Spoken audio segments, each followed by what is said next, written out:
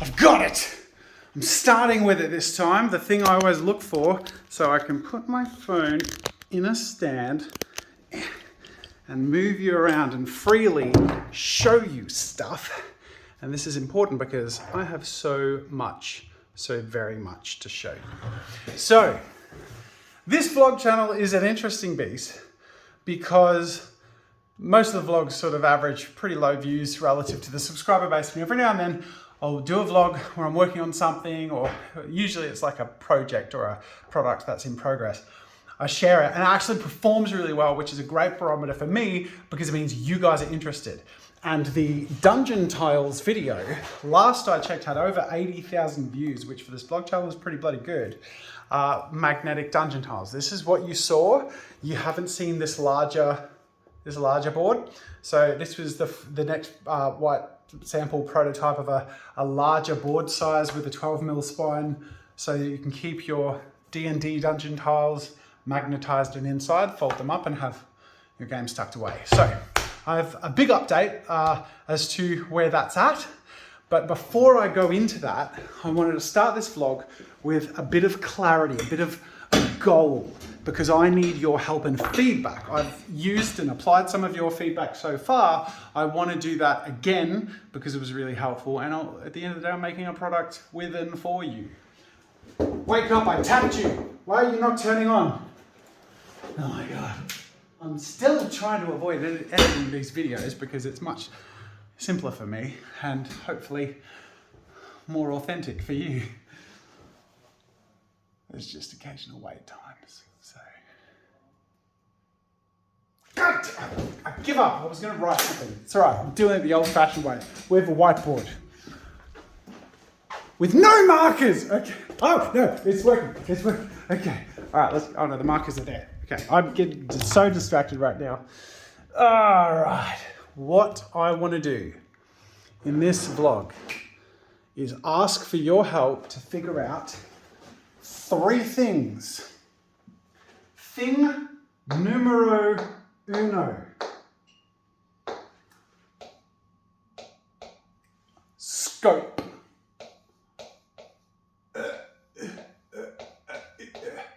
We need to figure out the scope. There are 2 directions we can go in. We'll go into that later. 2, props. Props. 3, scenes. Okay. That is our goal. I wanted to put that out up front so we come back to this at the end of this vlog. Now let's get into the fun stuff. I'm going to update you on the progress of the tiles project.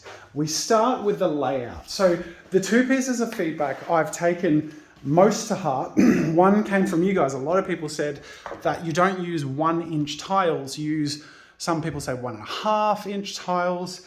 The point is use bigger tiles than 1 inch because of, if you have miniatures with 1-inch bases next to each other, sometimes they push each other around and it's just less organized and organic and seamless. I think that's great feedback. I had to walk that line a little bit because 1.5 or 1.25 even inches was too much, because at the end of the day, I needed to fit this on a punch board and get as much play area out of it. And the larger the tiles, the less I'll fit on the punch board. So that's my puzzle to figure out.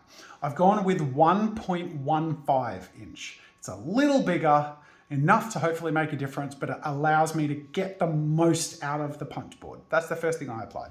The second thing was a piece of feedback Dave had, which was really, really cool, which was that basically pointing out that having all of these separate wall pieces is great for modularity, but it's also a bit needless when a lot of the rooms are going to be constructed out of the same core bits. So having some pre-constructed portions of rooms with the walls already attached is going to save you a lot of work and time, like not a lot, but to save you enough to just be like, I can quickly construct a room or a building without putting every piece of wall in place. I thought that was really good feedback. So I took all that feedback and I designed this. This is my design for a punch board layout. Now, the way I have to lay these out, and I'm learning as much about this manufacturing stuff as I go as some of you, that you pay a tooling cost. The tooling meaning the human work on one end to create the cutout, the blades, the actual machine that goes and cuts it. So if I have more than this layout, I have to pay double or triple. Like every time I do a different layout, I pay a higher cost.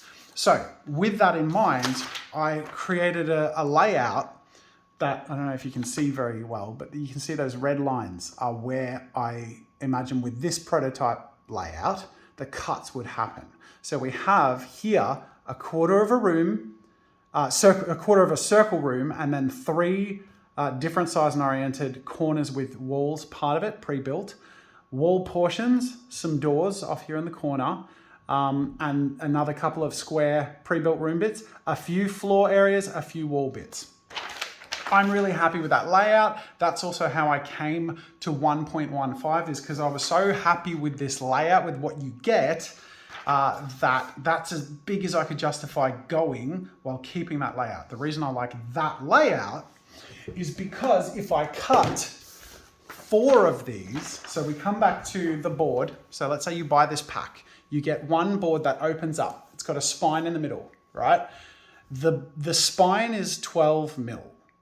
That 12 mil gap is 4 times 3 mil, right? 3 mil will be the width, the thickness of these magnetic tiles. So what that means is when we package these, we can fit 4 punch boards, 4 magnet sheet punch boards inside.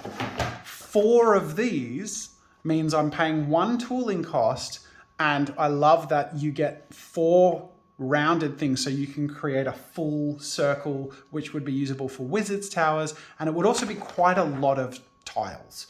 Even though they're all the same, 4 times this is quite substantial in terms of what you can make, or at least it should be. I haven't tested it yet. That's what we're going to do in this video. So that is the update in terms of where the design has led me. Now we go on to the next phase of my prototype manufacturing. I'm very excited about this. I'm very blabby, and I hope you're enjoying the process. So I have had a few magnety ideas over the years, and I've happened to have sheets of magnets lying around that are adhesive backed. So I've used those on this. So this is the adhesive backed magnet sheets. I have cut 4x of that design at the size that I decided might work, the 1.15 size. I cut all of those out. These have been adhered to a 2 mil MDF sheet. So while the tiles end up, I think the magnet sheets are like, they look like 1 mil. So maybe they are 3 mil. I'm curious now. I'm going to take some calipers. Do we have some calipers? Dave? Calipers? Calipers. Calipers! That's a great question. Don't need them. Come with me, Dave.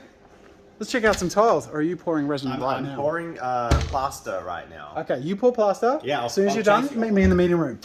I'll show you first, and then we'll get his impression. So, like I said, I cut all of those. I've had a little fun. I like making prototypes that feel, that feel more finished. So even with my very, very initial prototype, colouring them all in and making them feel a bit more aesthetically pleasing, that's part of my fun. So let me show you the current prototypes. First off, I've resized the board. So this was the board size pitch. I've gone bigger, exactly 1.15 times bigger, based on what will be the size of the punch board. That's also a benefit because it means you open it up, it's a bigger play space. Technically not more usable because you're still working with bigger tiles, but in terms of playing at a table, should feel slightly more substantial. Now, scope. This is the first question. To me and to Dave, when we've talked about it, this size play space isn't really a substantial play space size for D&D. However, that times 2 is. So, there we go. If the default pack came with 2 of those boards that fold in half and you can lay them side by side, that I think is a fairly decent medium D&D play area. Enough space for a bit of combat.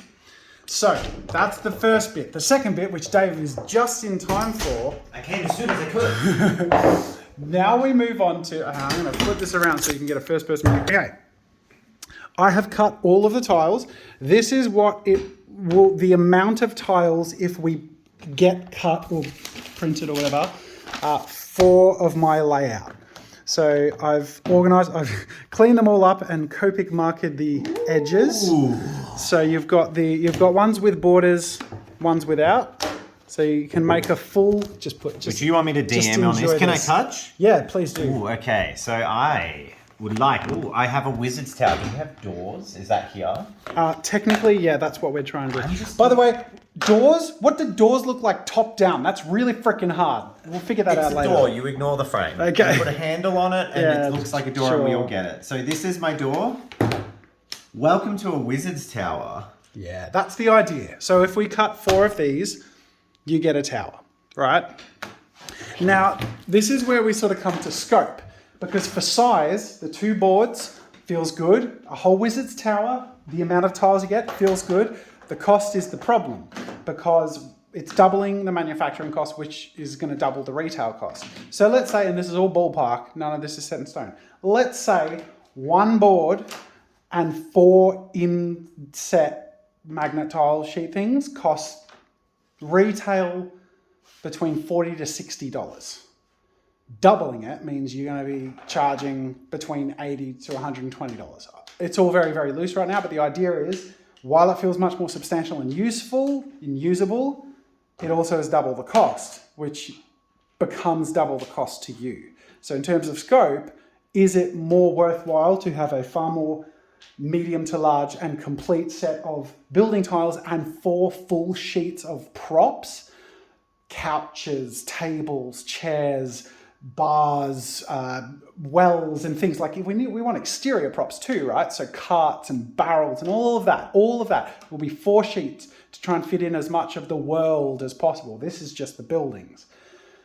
Scope, to me, 2 boards, 4 sheets of buildings and 4 sheets of props feels right. Cost-wise is where it's your question.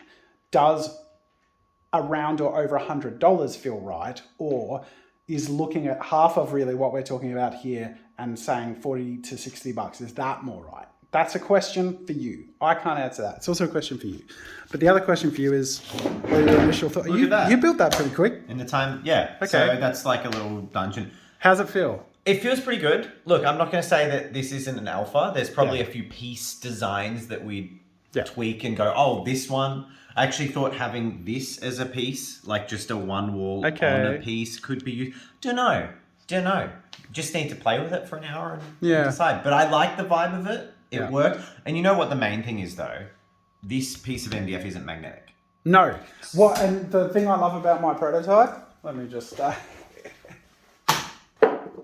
Nice. The prototype? It's a prototype. Prototype. It does stick. Okay. So you play, I just threw it badly, but it sticks quite firmly actually. And you play on a whiteboard. You play with whiteboards. Yes, so you draw your maps. Play on a whiteboard and draw a map. So I think the user experience thing that I just mentioned is instantly fixed with the magnetic function. Yes. So like putting this in to fill in a wall. I'm going to try it with this. That's magnetic. All right. I mean, that you can't fake that. Yeah. Get this off there. I don't want that. Get that trash! Get your prototype out of here! I don't want my boss making prototypes in my house. I don't know. You don't edit these, do they? No, I don't. There's no editing. This is the first and last time I'm appearing on a Jazza I can vlog. still do awkward zooms though, Dave. I forgot you didn't edit it. And now I'm like, well, hi and bye, Jazza vlog.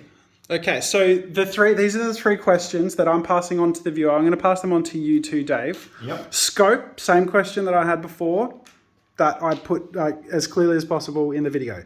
2 props, 3 scenes. Now, let me reverse. The camera is reversed. Okay, what I mean by scenes, the next question is, we can only magnetize 1 side. I mean, already that's pretty cool. That's cool. No, I rate that. That's pretty cool. It looks pretty nice. Like it looks, Look, they're not going to be laser cut wood. That there is a pretty premium feel about being able to do that, but we'll make sure they look great. Only one side of this board can be magnetizable, and that's the inside, but both sides can be colored, and it would be a huge waste to not use that. So if we have two boards this big, the magnetizable side will be more plain because you'll build stuff on it with all the magnet things. So it'll be like probably an earthy, grassy dirt mix for like villages, towns, forests. Yeah. No? Oh, was that like a light cobble with I wonder, like an allusion to street with path. maybe a little bit of grass on the edges, because then the flip side could be grass. Yeah, okay. So the flip side is foresty more. With maybe a grid on it, an adventure grid printed onto it, so then you can have, if you're out Put in your the props. wilderness- You can still put these on it. They're just not going to be magnetized. Yeah, but you're more likely. They're most gonna likely to be improvised too. It's Yeah. the town ones that will be like the things you come back to. So you make a town square or a building. Oh, a I village. don't. I'll just fold up that town. We Yeah. don't need that till next session. I'll put that on the shelf. Yeah. And That's then you cool. could end up with, like, let's say you're really enthusiastic about this. You could like buy 4 of these sets and like have portions of your city that are always ready to pull out, like slotting out a book from a bookcase. And then if we make future versions, the castle version, the caves and swamp version, like. How satisfying would it be for a multi-floor building Yeah. to lay the second floor on top? Like, you're just like, oh, and the second floor is here, unfold. This is very cool. I like it. Cool feedback. All right, so we'll do lots of brainstorming about props and scenes here. So we don't need to have that conversation now. That's enough for this vlog. Suffice it to say, I want to come back to those 3 questions. Scope, which I won't repeat, but you get the idea. Do we half what I've shown you and make it more affordable? And then if people want to buy double, they can, but you'll only get 2 rounded corners and half of the bits, but it's more approachable financially. Or do we make the base set the comprehensive set, and then people can sort of expand from there, but then that would be the size of the base set. It would just be probably around the $100 mark. Magnetic, double-sided, premium quality tiles. And then the other thing too is, like, I don't know if we name them something to do with the fridge dungeon, but there's something really appealing about being able to build a dungeon and have it live on your fridge. I honestly feel like half of the market of people who are going to get this are probably going to be people who just want to make a little dungeon and have it live on their photocopier or like whiteboard, you know? So I think this is a play part of the tool or toy itself that is pretty fun. But now is a really, really impactful time for your feedback. So the only thing I'll add in terms of the props part of it is the tooling cost. So like I sort of said about these sheets, I've designed this to have one sheet that we cut 4 times for a single tooling cost. The props, I need to hit that as much as possible. I'm expecting to have to pay 2 tooling costs for 4 sheets of props, but we can have different designs on the same cutout. So like a circle can be a table and a well and a statue with a round border. Like, you can use 4 different visuals, but if you have all of it sharing the one layout tooling, then you're kind of winning a little bit, which we'd like to do. So this is all a work in progress conversation thing. It's very much a work in progress product, but I am very excited that you're excited, and I am very excited by where it's at right now and how it's about to move forward into something even more solid. It's feeling like something that, like, I can actually imagine on a shelf and impulse buying like straight away. Like, it seems really fun. So comments really matter in this video. They really, really do. You could help me shape something that you love, that we love. So leave your comments. Thanks for watching. Thanks for joining, Dave. Thanks. I'm glad to be here. Would you do the honors of an unscripted outro? I don't have for the vlog channel. Yeah, go on. Thank you for watching. Yeah. If you'd like to watch more things that you'll never know what you're going to get, but you're going to get Jazza, this is the place to get the thing that you want to get, which is Jazza. Sometimes it's Dungeon Tiles, sometimes it's Smurf Pajamas. Coming up, nose trimming. I'll see you in a future video. Manscaped?